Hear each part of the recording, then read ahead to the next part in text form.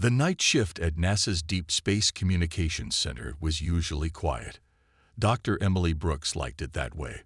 Just her coffee, and the endless whispers of the universe. But on this cool October night, everything changed. She was checking the regular signals from deep space when her computer screen flickered. At first, she thought it was just another space anomaly, the kind they got dozens of times each night. But this was different. The pattern repeated every 12 seconds, too precise to be natural. "Hey, can someone else check this?" Emily called out to her team. She pushed her red-rimmed glasses up her nose and rechecked the numbers.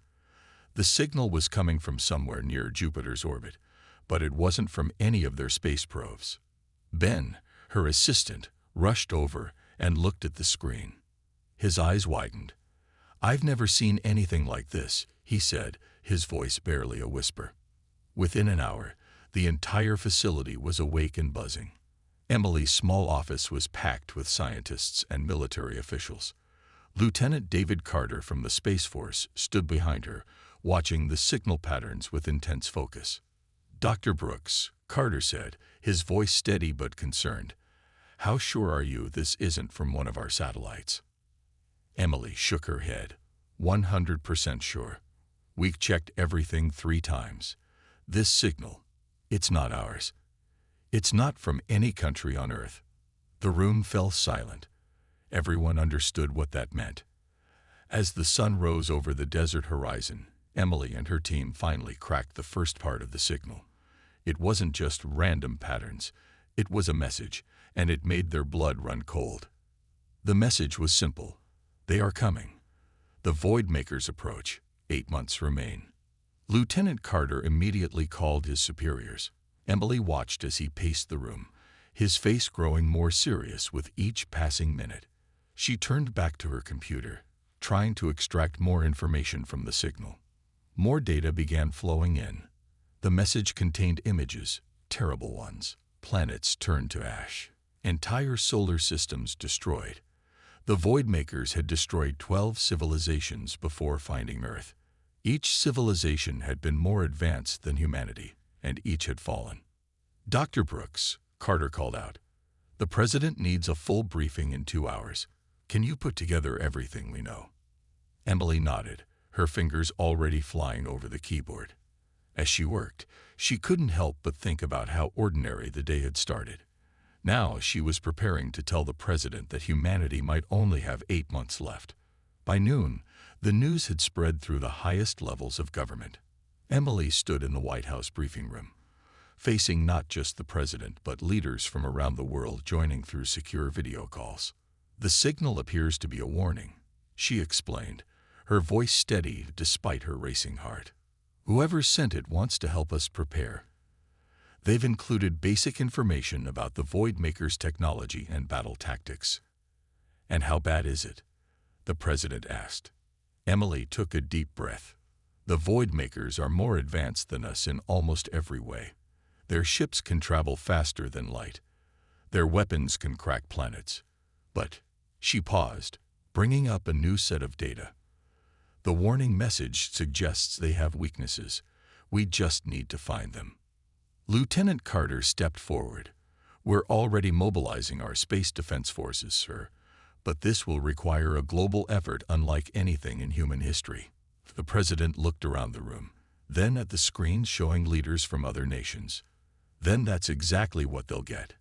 Humanity didn't climb to the top of the food chain on Earth by giving up when things got tough." As Emily left the White House that evening, she looked up at the stars. Somewhere out there, the Void Makers were coming. But for the first time since decoding the message, she felt a spark of hope. Throughout human history, when faced with destruction, humanity had always found a way to survive, to adapt, to overcome. They had 8 months to prepare for the fight of their lives, and humanity's fire was already starting to burn. For the first time in history, the United Nations meeting hall was completely full. Every nation had sent their leaders, not their representatives. Karen Martinez, the UN Secretary of Defense, stood at the podium, her hand steady despite the weight of the moment. "We have 7 months and 3 weeks left," she said, her voice echoing through the silent hall. Either we stand together, or we fall together. The world had changed dramatically in just 1 week since the warning signal. Old enemies sat side by side, their past conflicts forgotten in the face of extinction. China offered its manufacturing power. Russia opened its military resources. The European Union pledged its scientific facilities. Every nation brought something to the table. In Detroit, Robert Wilson couldn't believe his eyes. His small engineering company had just received unlimited funding and access to the world's best technology. The government wanted his team to develop new defense systems, and they wanted them fast. "This is crazy," his assistant said, watching trucks deliver advanced equipment to their warehouse. "Last month we were making car parts. Now we're building space weapons." Robert smiled as he unpacked a box of experimental materials. "That's exactly why they chose us. We know how to build things that work, not just theory. And we do it fast." Across the world, similar scenes play out. Japanese robot factories retooled to build defense drones. Indian software companies worked on battle computers. Brazilian scientists joined projects to enhance Earth's satellite network. At the Pentagon, Karen Martinez met with the world's top military leaders. Lieutenant Carter was there too, working with international teams to plan Earth's defense. "The Voidmakers have destroyed 12 civilizations," Carter explained, pointing to a holographic display. "But they've never faced humanity before. And they've never faced a united Earth." In orbit, construction began on the first true space stations built for war. Workers from 20 nations lived and worked together, racing against time. Old space stations were upgraded with new weapons and shields. Robert Wilson's team had their first breakthrough 3 weeks into the project. They found a way to make shields stronger by copying the way Earth's atmosphere protected the planet from radiation. The design went straight to the orbital factories. "It's amazing," Robert told Karen during a video call. "Everyone's sharing everything. Chinese quantum computer designs, Russian plasma physics, American AI systems. No more secrets. We're years ahead of where we should be." At the UN building, Karen worked day and night coordinating the global effort. She hadn't seen her family in weeks, but neither had anyone else on her team. They all understood the stakes. One morning, she received unexpected news from Australia. Their scientists had found something in the warning message they'd missed before. "The Voidmakers have a pattern," the Australian scientist explained over the video call. "They always attack the same way. They think every civilization will react the same way. With fear, with panic, with each group trying to save themselves." Karen looked at the data and smiled for the first time in days. "But we're not doing that, are we?" "No," the scientist agreed. "We're doing something they've never seen before. We're truly working together." That afternoon, Karen called a global meeting. Leaders from every nation gathered again, this time with their top scientists and military commanders. "We've learned something important," she announced. "The Voidmakers expect us to fight among ourselves. They expect us to be divided. But look at what we've done in just 1 month." She showed them the progress. Orbital defenses growing faster than planned, new technologies being developed daily, soldiers from different countries training together in space. "We are humanity," she said, her voice strong. "We've spent our history fighting each other, yes, but we've also built wonders together. We've cured diseases together. We've explored space together. And now we'll defend Earth together." The room erupted in applause. For the first time, many felt real hope. They weren't just working together. They were working better together than they ever had alone. As Karen left the meeting, she looked at a message from Robert Wilson. His team had just tested their new shield design in space. It had worked better than anyone expected. Maybe, she thought, this is what humanity needed all along. A reason to remember we're all in this together. The clock was still ticking. The Voidmakers were still coming. But Earth was no longer a planet of divided nations. It was becoming something new. A united world, preparing to fight for its survival. Dr. Lisa Foster hadn't slept in 2 days, but she couldn't stop now. Her team at the Quantum Defense Lab was close to something big. They had been working on a new kind of shield, one that could protect entire cities. "Run the test again," she told her assistant, drinking her 6th coffee of the day. The huge machine in front of them hummed to life, creating a bubble of shimmering energy. This time, when they fired the test weapon at the shield, something different happened. The energy didn't just stop, it disappeared completely. Lisa jumped from her chair. "Record everything. We did it." Across the lab, phones started ringing.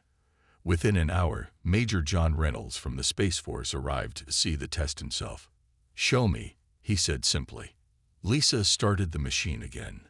"We call it quantum shielding. It doesn't just block attacks, it makes them vanish. It's like, imagine throwing a rock into a pond, but instead of making ripples, the water just swallows it up." The Major watched as they fired weapon after weapon at the shield. Nothing got through. His eyes got wider with each test. "How soon can we make this bigger?" he asked. "That's the best part," Lisa smiled. "The bigger we make it, the less power it needs. It's perfect for protecting large areas." While Lisa's team worked on shields, Major Reynolds had his own breakthrough at the Space Force testing range. His team had combined human plasma weapons with alien technology found in the warning message. "Fire the new cannon," he ordered. The weapon looked strange, part human technology, part alien design. When it fired, the beam was 3 times stronger than anything they'd built before. "Send the designs to all defense factories," he commanded. "We need these on every ship and station." In orbit, the first real space battles were being practiced. Captain Susan Cooper led her crew through another drill, testing the new weapons and shields. "Faster," she called to her pilots. "The Void Makers won't give us time to think." Again, her ships moved like dancers, weaving between asteroids, firing practice shots with perfect aim. They had learned fast. They had to. Back on Earth, something unexpected happened. The AI systems they were building to help control the defenses started showing strange patterns. At first, everyone worried something was wrong. But Dr. Emily Brooks, who had first received the warning signal, saw something different. "They're not breaking," she explained to the Defense Council. "They're evolving. The AIs are learning faster than we expected. They're finding new ways to fight that we never thought of." The Council watched as the AI ran battle simulations. It created strategies no human had considered, combining Earth's magnetic field with the new quantum shields in ways that seemed impossible. "Can we trust them?" someone asked. "They're not separate from us," Emily explained. "They're tools we built, learning to help us in ways we didn't expect. Like everything else we've made, they're getting better because they have to." The next breakthrough came from an unexpected place. The teenage girl in Kenya noticed something about Earth's magnetic field that everyone else had missed. She sent her ideas to the defense team, and within days, they were testing a new planetary shield system. Lisa Foster worked with the girl's discovery, combining it with her quantum shields. The results were better than anyone hoped. 6 months ago, we were building simple satellites, she told her team. Now we're making shields that can protect planets. We've advanced more in months than we did in decades. Major Reynolds visited her lab again, bringing news from the space stations. "The Void Makers have destroyed 12 civilizations," he said. "But none of those civilizations did what we're doing. None of them united like this. None of them improved so fast." Lisa looked at the quantum shield generator, now small enough to fit in a briefcase, but powerful enough to protect a city. "Maybe that's why we got the warning," she said. "Maybe whoever sent it knew we could do this." In orbit, Captain Cooper's crews practiced with the new weapons and shields. On Earth, factories worked day and night building defenses. The AIs ran endless simulations, learning and improving. Everyone worked together, driven by a single goal: survival. They had just under 6 months left. But in 3 months, They had advanced more than anyone thought possible. Humanity wasn't just preparing for war. They were reinventing themselves, becoming something new, something stronger. The Voidmakers were coming, but they had never faced anything like this before. The warning had said 8 months. They came in 6. Captain Susan Cooper was on the night watch at Defense Station Alpha when the alarm started blaring. At first, she thought it was another drill. They had run hundreds of them over the past months, but this was different. Multiple objects coming out of light speed. Her sensor officer shouted. They're huge, bigger than anything we've ever seen. Susan's training kicked in. Sound the alert. All stations, battle positions. This is not a drill. I repeat, this is not a drill. The Voidmaker's ships looked like dark stars, each one bigger than Earth's largest city. They moved with impossible speed, spreading out around Earth's orbital defenses. They're earlier than we expected, Lieutenant Carter said from Mission Control on Earth. But we're ready. Captain Cooper, you have command of the space fleet. Susan took a deep breath. All ships, form up. Remember your training.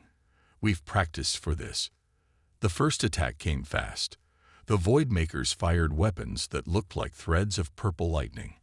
But when they hit Earth's new quantum shields, something unexpected happened. The shields didn't just block the attacks. They absorbed them, just like in the tests. It's working. Dr. Lisa Foster shouted from her lab on Earth, watching the battle data. The shields are holding. The Voidmakers seemed confused. They had never seen their weapons fail like this before. They tried again, firing stronger blasts. Susan saw her chance. Battle Group 1, Attack Pattern Delta. Show them what humans can do. Her ships moved like a swarm of angry bees, darting between the massive enemy vessels. They fired their new hybrid plasma weapons, hitting the Voidmakers where their shields were weakest. For the first time in their long history of conquest, the Voidmakers' ships were taking damage. But they weren't defeated. They adjusted quickly, changing their attack strategy. 3 of Earth's defense stations exploded under concentrated fire.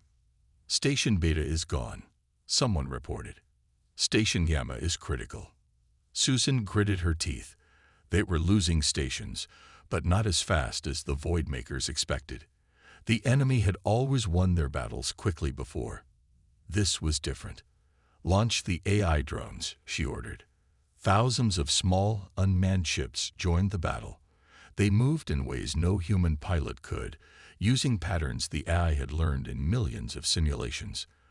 The Voidmakers had never seen anything like it. Their ships are pulling back, her tactical officer called out. They're retreating to regroup. The battle had lasted 6 hours. 4 of Earth's 10 defense stations were destroyed. Dozens of ships were lost, but they had survived the first attack. More importantly, they had hurt the enemy. Susan watched the huge dark ships pull away. They hadn't retreated far, just enough to study this unexpected resistance. On Earth, the Defense Council met quickly. Karen Martinez looked at the battle data with intense focus. We lost 40% of our orbital defenses, she said. But we destroyed 3 of their ships and damaged 7 more. No one has ever done that before. Lieutenant Carter pointed to new sensor data. Look at this. They're not just retreating. They're confused.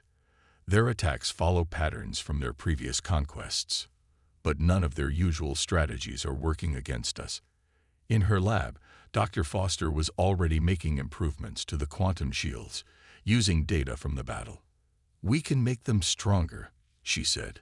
Now we know exactly what we're fighting. The AI systems were learning too, analyzing every moment of the battle, finding new ways to fight back.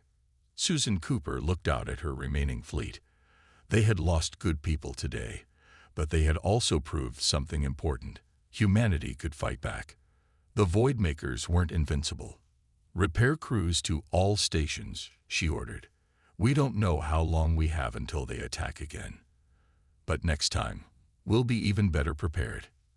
As she watched her crews work, Susan thought about everything humanity had accomplished in 6 short months. They had built defenses that had never existed before. They had united in ways that had seemed impossible. They had fought an enemy that had never been defeated.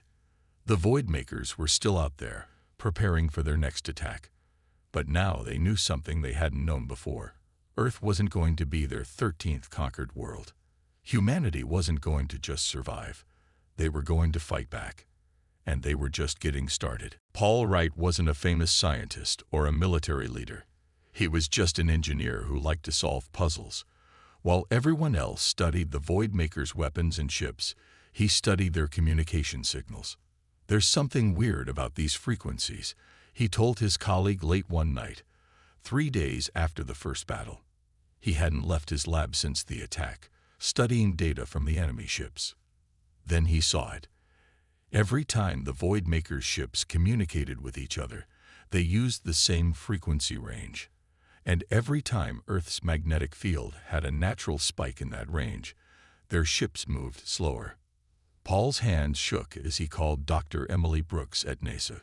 "You need to see this now," he said. Within an hour, his small lab was crowded with scientists and military leaders. Lieutenant Carter and Dr. Brooks stood behind him as he showed his discovery. "Look," Paul pointed to his screen. "Their whole technology runs on this frequency. It's like they're allergic to certain electromagnetic waves." Emily's eyes widened. "That's why they always attack the same way. They have to. Their ships can't function in certain types of electromagnetic fields." They took the discovery to the Defense Council immediately. Karen Martinez listened carefully as Paul explained his findings using simple drawings. "Can we use this?" she asked. Dr. Lisa Foster, who had created the quantum shields, was already running calculations. "Better than that," she said. "We can combine this with our quantum shields. Instead of just defending, we can actually hurt them." The next 12 hours were a blur of activity. Paul worked with Lisa's team to modify the orbital defense grid. Every satellite, every shield generator, was adjusted to emit the specific frequencies that disrupted Voidmaker technology. But as they worked, Dr. Brooks made another discovery. She'd been analyzing more of the warning message that had first alerted Earth to the danger. "Everyone needs to see this," she announced to the council. "The Voidmakers, they're running from something." She played a decoded part of the message they hadn't understood before. It showed images of something massive, something that ate entire galaxies. The Voidmakers weren't just conquerors, they were refugees, desperately searching for worlds and resources to help them escape an even bigger threat. "They're calling them the Universe Eaters," Emily explained. "The Voidmakers have been running for centuries, destroying worlds to fuel their escape." The room fell silent. Captain Susan Cooper, who had led the defense in the first battle, spoke first.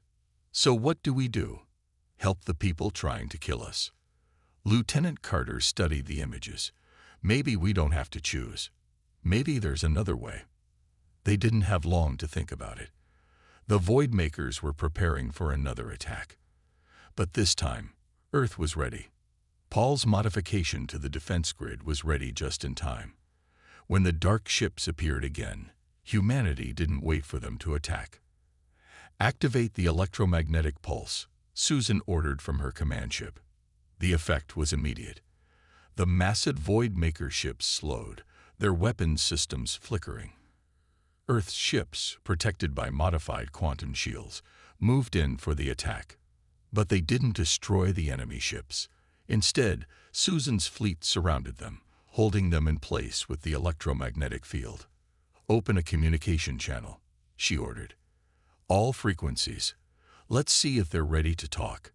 For the first time, humans and Voidmakers made direct contact. The aliens appeared on their screens. Tall, dark figures with eyes that had seen too much horror. Through translation computers, their message was simple. "How did you do this? No species has ever stopped us before." Karen Martinez took charge of the response from Earth. "Because we didn't just try to survive. We worked together. We adapted. We found a better way." She paused, then added, "And now we know you're running from something worse. Maybe it's time we work together." The Voidmakers were silent for a long moment. They had spent centuries running, destroying worlds to power their escape, but they had never met a species that could stand against them and then offer help.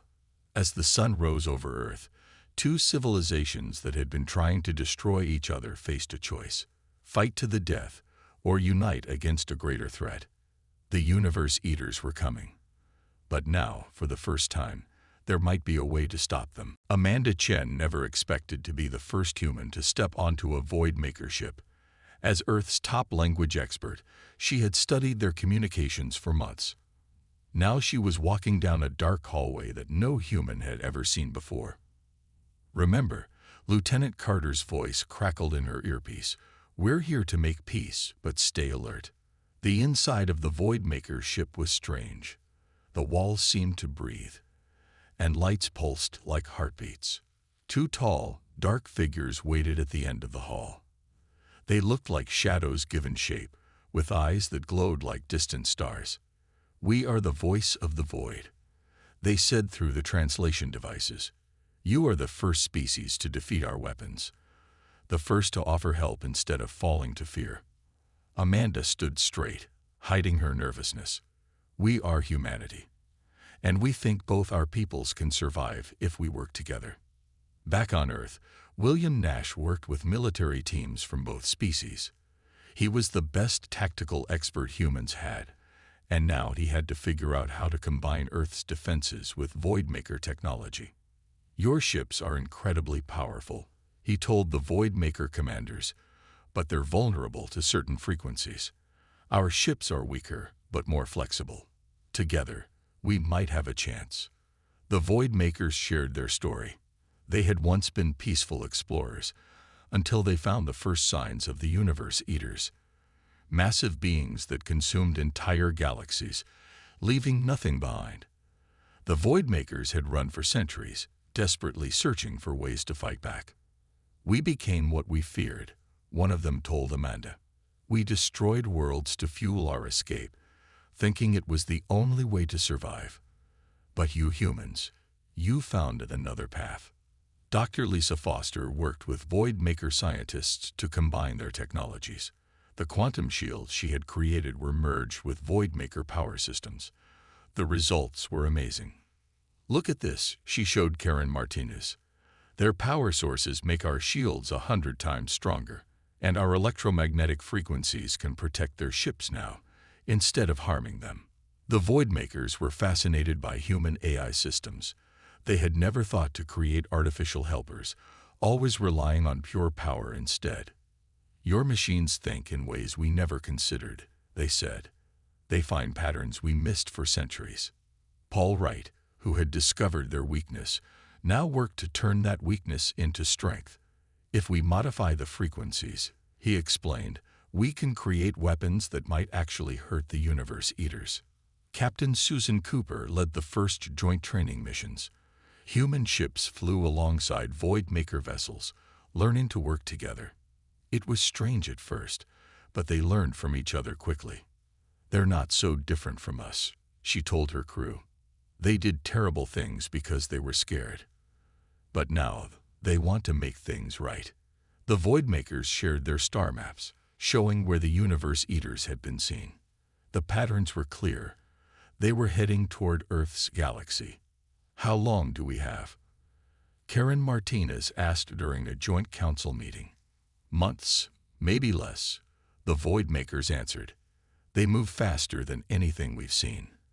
But together, we might have a chance to stop them." William Nash worked day and night on battle plans. "The Universe Eaters have never faced united species before," he said.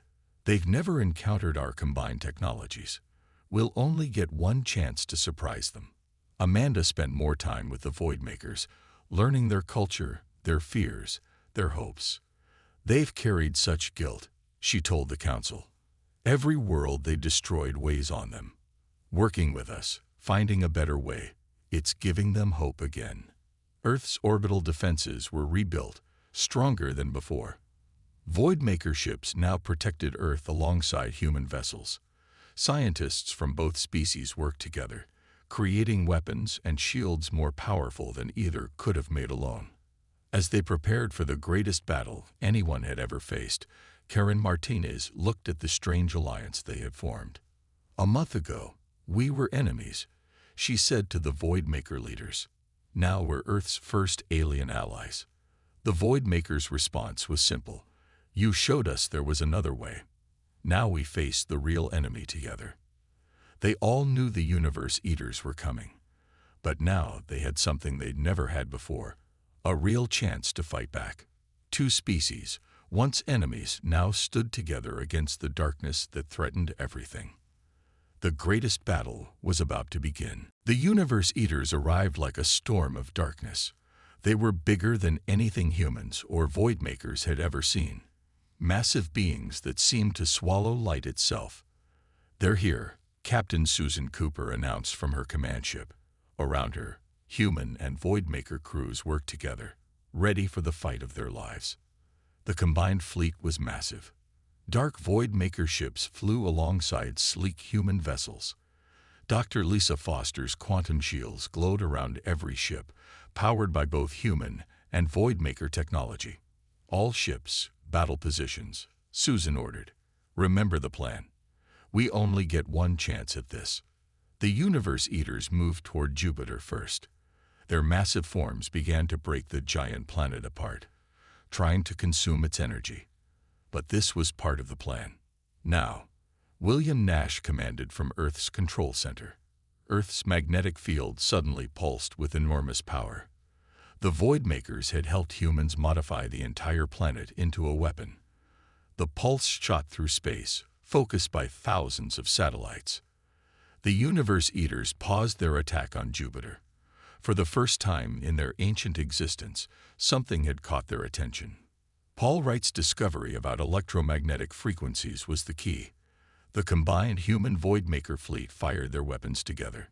Beams of energy, perfectly tuned to disrupt the Universe Eaters' very existence, shot through space. The monsters screamed. The sound traveled through space itself, making ships shake. But the shields held. "It's hurting them." Lieutenant Carter shouted, "Keep firing." The Universe Eaters fought back. 3 human ships and 2 Voidmaker vessels disappeared in bursts of dark energy. But the fleet held together, continuing their attack. Dr. Foster watched from her lab as her quantum shields were tested to their limits. "The shields are holding," she reported. "They're actually getting stronger as they absorb the attacks." The Universe Eaters had never faced this kind of resistance. They had consumed galaxies, destroyed countless civilizations, but they had never fought species that worked together, never faced combined technologies that could actually hurt them. The battle reached its peak when the largest Universe Eater moved toward Earth. It was bigger than Earth's moon, a creature of pure darkness and hunger. "All ships, clear the way," Susan ordered. "Earth Control, are you ready?" Karen Martinez stood in the control room, her hand on the final switch. Everything they had built had led to this moment.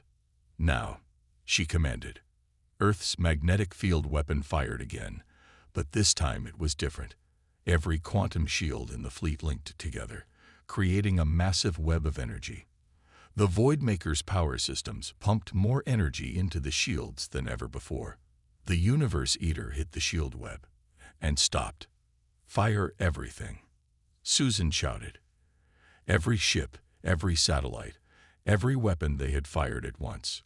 Human ingenuity, Voidmaker power, and their combined determination all focused on a single point. The Universe Eater began to break apart. Light poured from cracks in its massive form.